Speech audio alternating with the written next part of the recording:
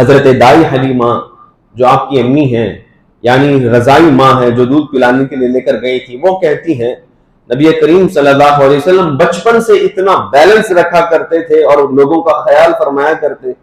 فرماتی ہیں کہ میرا ایک نسلی بچہ تھا یعنی اصلی بیٹا تھا، اور ایک رضائی بیٹا یعنی محمد صلی اللہ علیہ وسلم. میں ان کو لائی تھی مکہ سے دودھ پلانے کے لیے، کچھ مہینوں کے لیے اپنے پاس رکھی تھی، اور جب کبھی انہیں بھوک لگتی یا پیاس لگتی اور میرا وہ دودھ پیتے تھے تو ایک پستان سے پی کر خاموش ہو جاتے تھے تاکہ دوسرے پستان سے ان کا بھائی پی لے. یہ حدیث پاک کے الفاظ ہیں. جو نبی بچپن کے اندر دوسروں کا خیال کرتا ہو یقیناً وہ صادق امین نہیں ہوگا تو اور کون ہوگا. ہم غریبوں کے آقا پہ بے حد درود، ہم فقیروں کے سرور پہ لاکھوں سلام. یہی وجہ سے تو ہم کہتے ہیں آج ہم ہزاروں میل ان سے دور بیٹھے ہوئے غریب ہیں، فقراء ہیں، مساکین ضرور ہیں، لیکن آج اگر تمہارے دلوں میں جو تکلیف ہوتی ہے، زندگی میں تکلیف ہوتی ہے، اس کی خبر بھی اللہ نے انہیں عطا فرمائی ہے. اور کیا فرمایا آپ نے؟ فرماتے ہیں کہ میری امت کے ایک فرد کے پیر میں اگر کوئی کانٹا بھی چبھ جائے اس کا درد میں اپنے کلیجے کے اندر محسوس کرتا ہوں. یہ وہ نبی ہیں جن کو اللہ نے وہ مقام عطا فرمایا ہے. وہ سب سے باخبر ہیں، ساری چیزوں سے باخبر ہیں. اس طرح کے اخلاق آپ نے لوگوں کے سامنے پیش فرمائے. اللہ اکبر. 40 سالہ پہلے زندگی کی میں بات کر رہا ہوں، جب آپ نے ابھی اعلان نبوت ہی نہیں فرمایا تھا، اور مکہ کے کافروں نے ایک تنظیم بنائی تھی اس وقت جس کا مقصد یہ تھا کہ جو غریب ہیں ان کو ان کا حق دیا جائے. عام طور پر اس وقت ماحول تھا، نہ کوئی پولیس تھی، نہ کوئی فوج تھی، نہ کوئی انتظامیہ، کچھ نہیں. جس کے پاس طاقت ہے وہ بڑا بن جاتا، لوٹیرا بن جاتا تھا. جس کے پاس خوبصورتی ہے وہ گویا بن جاتا، لوگوں سے داد و تحسین وصول کر رہا ہوتا. جو جس کا من میں آتا وہ کر رہا ہوتا تھا. لیکن کچھ نوجوانوں نے مل کر ایک تنظیم بنائی تھی مکہ کے. اس کے سربراہ کے طور پر اگر کسی کو چنا گیا تھا تو وہ نبی کریم صلی اللہ علیہ وسلم کو چنا گیا تھا. ابھی اسلام کی دعوت شروع نہیں ہوئی ہے، 40 سال تو بہت دور کی بات ہے. اس سے پہلے ہی آپ کو اس کا سربراہ بنایا گیا. اس سے یہ بات سمجھ میں آتی ہے کہ نبی کریم نے اپنی 40 سالہ پہلے کی زندگی اتنی مضبوط فرمائی ہے، اس طرح کے اخلاق سکھائے ہیں کہ 40 سال کے بعد جب آپ نے قرآن پڑھ کر کے سنایا تو لوگوں کو عجب نہیں لگا، بلکہ وہ تسلیم کر لیے کہ جس کی زندگی ہمارے سامنے ہے اور ہم نے جن کو دیکھا ہے 40 سال تک یہ صحیح طور پر تعلیم دیتے رہے ہیں، اب وہ غلط تعلیم تو نہیں دے سکیں گے. لہٰذا ان کی بات پر لوگ کلمہ پڑھتے گئے اور مسلمان ہوتے چلے گئے. بلکہ فرماتے ہیں، ایک روایت میں ملتا ہے، نبی کریم صلی اللہ علیہ وسلم راستے سے گزر رہے تھے اور ابھی شروعاتی اس طور پر آپ نے اسلام کی دعوت دی تھی لوگوں کو، اور ہر طرف جو ہے پروپیگنڈا شروع تھا. ایک ماحول آپ دیکھیں گے جب کوئی بندہ کوئی نئی بات آپ کے معاشرے میں کرتا ہے وہ بات وائرل ہو جاتی ہے، ہر طرف لوگوں کے کان کھڑے ہو جاتے ہیں، سننے لگ جاتے ہیں. اور ایک اکثر لوگوں کا ایک طبقہ ہوتا ہے، ایک بڑا طبقہ ہوتا ہے جو یہ کہتا ہوا نظر آتا ہے کہ ہم نے تو کبھی یہ بات نہیں سنی، یہ نئی بات پتہ نہیں کہاں سے لے کر کے آ گئے. یعنی اگر ان کے لیے نہیں ہو، اگرچہ وہ بات پرانی ہو، تو وہ اسے تسلیم نہیں کریں گے. یہی ہوا تھا مکہ میں بھی. اللہ کے رسول صلی اللہ علیہ وسلم جب تشریف لائے انہوں نے فرمایا ایک اللہ کو مانو، حضرت عیسیٰ اور حضرت موسیٰ کا رب جو ہے وہی میرا بھی رب ہے، تمہارا بھی رب ہے. لوگوں نے کہا یہ کون سی نئی باتیں ہیں، ہم تو 200 سال سے بتوں کی پوجا کر رہے ہیں. یعنی ان کے لیے اگر کوئی نئی بات ہو تو وہ ایکسپٹ کرنا مشکل ہو جاتا ہے. آج بھی یہی حال ہے. شریعت کے کئی مسائل ایسے ہیں جو ہم بتاتے ہیں لوگوں کو کہ اس پر عمل کرو، کہتے ہیں ہم نے آج تک سنا نہیں. اگر آپ نے نہیں سنا ہے تو یہ آپ کی غلطی ہے. شریعت میں تو 1400 سال پہلے سے وہ چیزیں موجود ہیں. لہٰذا ہمیں نہ معلوم ہونا اس بات کی دلیل نہیں ہے کہ وہ چیز غلط ہے. اس بات کو، میرے نقطے کو جو لوگ سمجھ رہے ہوں گے، ان مسائل کو سمجھ رہے ہوں گے جو میں کہنا چاہ رہا ہوں. لہٰذا ہمارے لیے بہت ساری چیزیں نئی ہوتی ہیں لیکن حقیقت میں وہ شریعت میں بہت سالوں سے پرانی آ رہی ہیں. ہمیں تو بس یہ دیکھنا ہے کہ شریعت کے اصول سے یا قرآن و حدیث کے اصول سے کوئی چیز ٹکرا رہی ہے تو اسے جدا کر دیں، اور جو چیز منطبق ہو رہی اسے اپنا لیں اور اس پر عمل کرنے لگ جائیں. یہی مسلمانوں کا شیوا ہونا چاہیے. بہرحال اللہ کے رسول صلی اللہ علیہ وسلم نے شروعاتی دور میں جب تبلیغ فرما رہے تھے، ہر طرف لوگ آپ کے خلاف باتیں کر رہے تھے، طرح طرح کی باتیں چل رہی تھیں.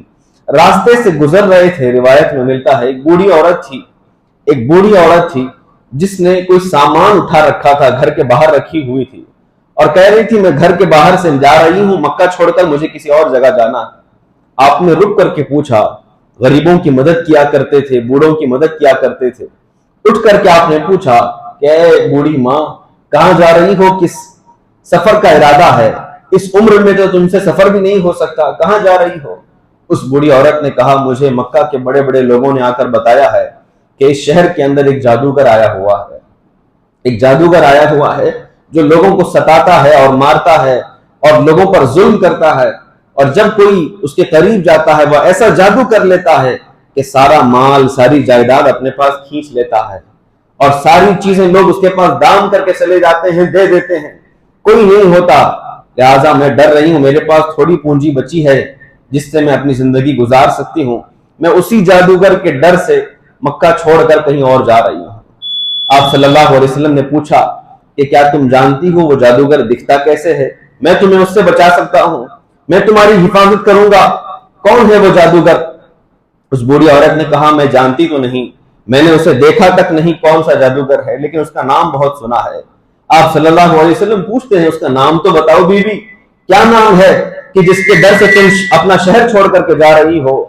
اس بوڑھی عورت نے کہا کہ اس جادوگر کا نام محمد ہے، معاذ اللہ رب العالمین، کہا کہ اس کا نام محمد ہے جس کے ڈر سے میں مکہ چھوڑ کر کے جا رہی ہوں، اور تم کتنے بھلے نوجوان لگتے ہو کہ میں صبح سے لے کر شام تک یہاں اپنا سامان لے کر بیٹھی رہی، کسی مکہ والے نے میری مدد نہیں کی، اور تم نیک دل انسان لگتے ہو کہ میری مدد کے لیے آ گئے ہو، ذرا تمہارا نام تو بتاؤ کہ تم کون ہو؟ اللہ کے رسول نے فرمایا نہیں، میرا نام نہیں پوچھنا، جب تمہارا کام ہو جائے گا پھر میں بتاؤں گا۔ پورا سامان اٹھایا، اپنے سر پر رکھا، اپنے ہاتھوں میں اٹھایا اور لے کر کے چل رہے ہیں، بوڑھی عورت ساتھ میں چل رہی ہے، اللہ کے رسول صلی اللہ علیہ وسلم اس کا بوجھ اٹھائے ہوئے چل رہے ہیں، اللہ اکبر۔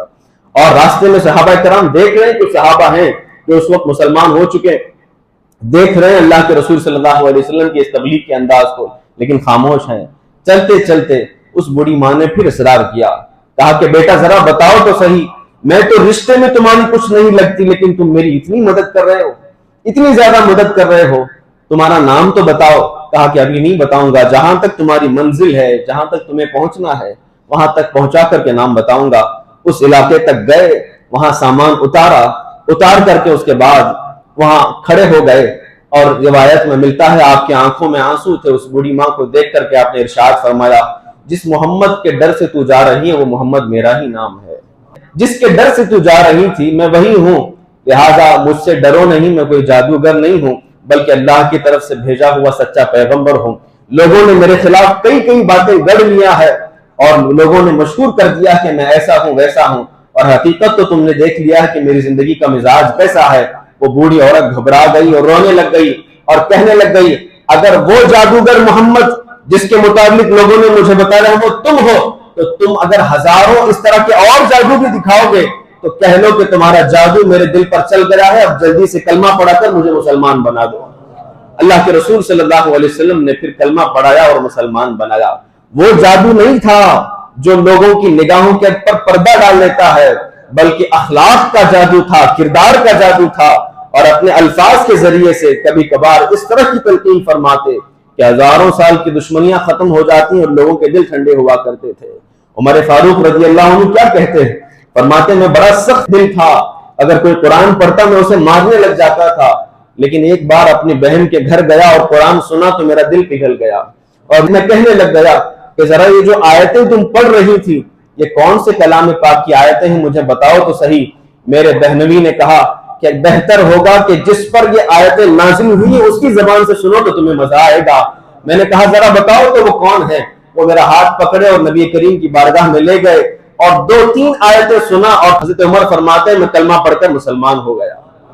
یہ نبی کریم صلی اللہ علیہ وسلم کا مزاج تھا، یہ ان کا اخلاق تھا، یہ ان کی تربیت تھی، یہ ان کا انداز تھا کہ جو بھی قریب آتا، حضرت عبداللہ بن رواحہ رضی اللہ عنہ ارشاد فرماتے ہیں ہم معجزات بتاتے ہیں اللہ کے رسول صلی اللہ علیہ وسلم کی، لیکن حضرت عبداللہ بن رواحہ فرماتے ہیں اگر معجزے نہ بھی دکھاتے میرے آقا، اگر معجزے نہ بھی دکھاتے، کوئی معجزہ نہ ہوتا، پھر بھی اللہ کے رسول صلی اللہ علیہ وسلم کے چہرے میں اللہ نے اتنی برکت عطا رکھی تھی اور ایسی خوبصورتی عطا فرمائی تھی، بنا کسی معجزے کے لوگ آتے تو آپ کا چہرہ دیکھ کر مسلمان ہو جاتے تھے۔ حضرت عبداللہ بن رواحہ فرماتے ہیں کسی معجزے کی ضرورت نہیں، بس آپ کا چہرہ کافی تھا کہ جو دور سے دیکھتا محبت کرنے لگ جاتا، قریب آتا تو کلمہ پڑھ کر مسلمان ہو جاتا تھا۔